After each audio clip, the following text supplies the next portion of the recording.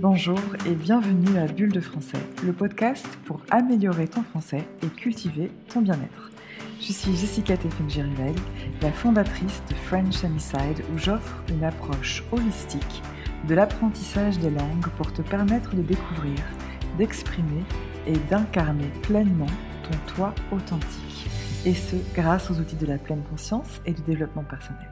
Ce podcast est pour toi qui apprends le français et qui souhaite plus de bonheur, plus de douceur, plus de bien-être, plus de conscience, de compassion, de lumière et d'amour dans ta vie. Chaque semaine, dans un français clair et progressif, je partage avec toi des réflexions, de l'inspiration, des conseils et des enseignements pour que tu puisses fluidifier ta compréhension orale de la langue tout en te donnant des outils puissants pour avancer sur ton chemin de vie, avec intention et bienveillance. Bonjour ma beauté, j'espère que tu vas bien. Dans ce nouvel épisode, on va parler de comment améliorer tes relations. Souvent, quand on pense à améliorer sa vie, on pense à sa santé physique ou à sa carrière. C'est souvent les deux pôles qui reviennent en coaching et d'ailleurs, c'est probablement les deux principales spécialités du coaching qui sont les plus en demande. Le coaching business, carrière et le coaching sportif, nutrition. Et pourtant, de tous les domaines de ta vie, celui qui va avoir le plus grand impact sur ton état général de bonheur, c'est le domaine de tes relations. Quand tu y penses, c'est logique, peu importe que tu aies le meilleur job du monde, que tu sois en super santé et que tu aies des millions sur ton compte en banque, si tes relations sont pourries, tu ne te sentiras pas épanoui. Et donc, ce n'est pas étonnant que quand j'ai demandé à mes followers sur Instagram de quel sujet devrais-je parler dans mon prochain épisode, la majorité a voté pour ce sujet, améliorer mes relations. Alors, je pense que c'est un sujet tellement vaste qu'on va y revenir plusieurs fois. On aura plusieurs occasions de parler des relations. Aujourd'hui, on va plus spécifiquement parler des relations amoureuses. Et je vais partager avec toi 3 conseils simples mais puissants pour considérablement améliorer ta relation amoureuse. Peut-être que tu peux prendre des notes pour bien t'en souvenir. Mon premier conseil, le plus beau cadeau que tu puisses faire à l'autre, c'est ta présence. Thich Nhat Hanh, qui est un moine bouddhiste philosophe de la pleine conscience, partage ce très beau message dans plusieurs de ses textes et de ses interviews. La plus grande transformation que tu puisses apporter à ta relation, c'est de lui accorder ta présence, ton énergie, sans distraction. Les distractions peuvent venir de l'extérieur, et Dieu sait qu'elles sont nombreuses avec toutes les notifications des différents réseaux sociaux qui t'envahissent. Si c'est ton cas, je t'invite tout de suite, mais vraiment tout de suite, à désactiver les notifications sur ton téléphone. Ce sera bénéfique pour améliorer toutes tes relations, à commencer par ta relation avec toi-même. Et prévois des moments à deux avec ton chéri ou ta chérie, au moins une fois par semaine. Et pendant ce moment, la règle absolue devrait être pas d'écran. Laissez chacun vos téléphones éteints et regardez-vous dans les yeux quand vous vous parlez. Comment veux-tu créer une relation, une connexion avec quelqu'un quand vous passez les 2/3 de votre rendez-vous à répondre à des messages ou à prendre des selfies pour Instagram? Ensuite, les distractions peuvent aussi venir de l'intérieur. Et je pense notamment à quand tu es en train d'avoir une conversation ou même une dispute avec ton partenaire et que tu anticipes ta réponse. On a tendance à faire ça parce qu'on a peur de l'image que l'on donne de soi. C'est l'ego, en fait, qui anticipe ta réponse. Soit il veut gagner la conversation, j'ai raison, tu vois. Soit il a peur d'être ridicule, d'être jugé. Et dans tous les cas, tu n'es pas entièrement connecté à l'autre si tu es dans ta tête. Autorise le silence. Autorise l'autre à parler pour vraiment l'écouter, pour vraiment comprendre ce qu'il te dit et rester connecté à son énergie.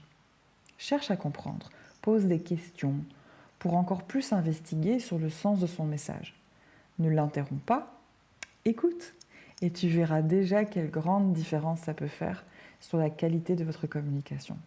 Et ensuite, tu auras le temps de former une opinion, une phrase, et de la partager à ton tour. Ça s'appelle la communication en pleine conscience.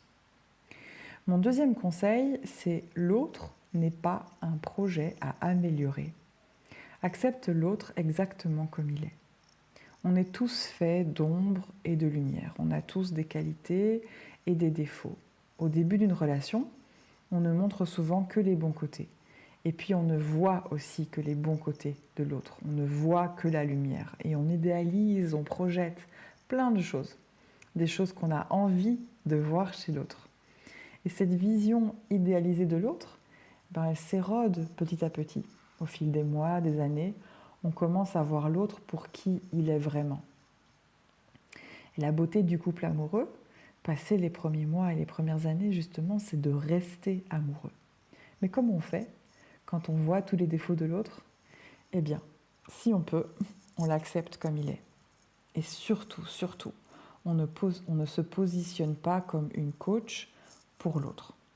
Alors, je peux te dire que moi, en tant que professeur et en tant que coach, ça a été un défi, évidemment, parce que je vois par défaut professionnel tout ce qui peut être amélioré, et je vois aussi le potentiel des gens et ce qu'ils pourraient faire pour être plus heureux. Mais ce n'est pas mon rôle. Et au plus je fais ça, au plus j'envoie le message à l'autre, tu n'es pas assez bien pour moi, je peux te dire mieux que toi comment vivre ta vie, alors que ce n'est pas vrai du tout. Et en plus, ce n'est pas le message que j'ai envie de faire passer.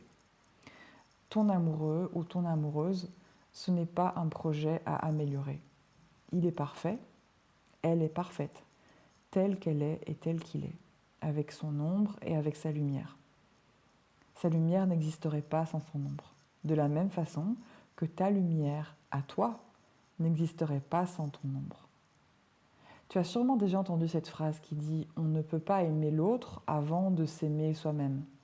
Et si elle n'est pas bien comprise, cette phrase ne veut rien dire. Évidemment que tu es capable de ressentir des sentiments d'amour pour quelqu'un, même avant de t'aimer toi-même. Mais la qualité de ton amour, de ta relation, dépend entièrement de la qualité de ta relation avec toi-même.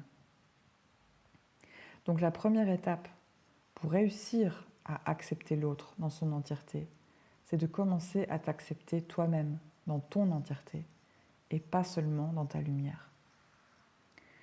Troisième conseil, séduction et surprise. Apprends à parler le langage de l'amour de l'autre. Qu'est-ce qui séduit ton ou ta partenaire? Est-ce que c'est quand tu passes du temps de qualité avec lui ou avec elle? Est-ce que ce sont de petites attentions, de petits cadeaux, des mots doux? Apprends à décoder ce qui lui fait plaisir et continue de vivre dans la séduction, même après 5 ans, 10 ans, 15 ans, 35 ans. Dans son podcast The Brendon Show, Brendon Burchard parle du facteur wow. Comment surprendre ta relation avec un facteur wow? Ça ne veut pas nécessairement dire que tu dois prévoir des vacances à Hawaï dans un hôtel 5 étoiles, quoique quand même, ce serait trop génial. Mais au quotidien, quelles sont les petites choses que tu peux faire pour que ton autre moitié se dise « Oh, waouh !» Un petit mot écrit sur un bout de serviette, un repas préparé avec amour, un massage inattendu, un petit déjeuner au lit. Si mon mari écoute ce podcast, chérie, voilà plein d'idées pour me faire plaisir. Plus sérieusement, c'est important de considérer l'autre comme son petit ami ou sa petite amie, même après plusieurs années vécues ensemble. Bien sûr, c'est peut-être aussi ton mari, ta femme, le père ou la mère de tes enfants, ton ou ta meilleure amie, mais avant tout, ça reste ton ou ta petite amie. Et alors, quels efforts est-ce que tu faisais pour lui ou pour elle au début de votre relation? Comment tu peux raviver l'envie de faire ces efforts de séduction et de surprise à nouveau aujourd'hui? Voilà donc pour résumer les 3 conseils que j'ai partagés avec toi aujourd'hui. Il s'agissait tout d'abord de donner ta présence, ton entière attention à l'autre, loin des distractions et pratiquer la communication consciente. Ensuite, accepter l'autre tel qu'il est, et non comme un projet en devenir, comme un potentiel. Et finalement, de continuer de séduire et de surprendre l'autre en apprenant son langage de l'amour et aussi en apportant au quotidien un petit facteur waouh. Voilà, c'est tout pour aujourd'hui. J'espère que ça t'a plu et que ça t'inspire pour continuer à apporter de la conscience et de l'acceptation dans ta vie à travers le français. Si oui, eh bien ce serait vraiment super de laisser un commentaire et de déposer 5 étoiles sur Apple Podcast. C'est difficile à croire et pourtant c'est vraiment ça qui m'aide à continuer et qui peut aider d'autres personnes comme toi à découvrir et profiter de mon contenu. Et enfin, si tu as envie de t'immerger un peu plus dans le français, de développer ta confiance en toi et ta fluidité écrite et orale en français, j'ai un mini magazine gratuit qui s'appelle The Mindful French Learner's Guide et qui te permettra d'expérimenter mon approche qui mélange le français avec le bien-être et la pleine conscience. Et le lien se trouve dans la description. Un grand merci pour ton soutien et pour ton aide. J'ai hâte de te retrouver pour le prochain épisode et d'ici là, prends soin de toi et je te souhaite une belle semaine remplie de paix et de lumière.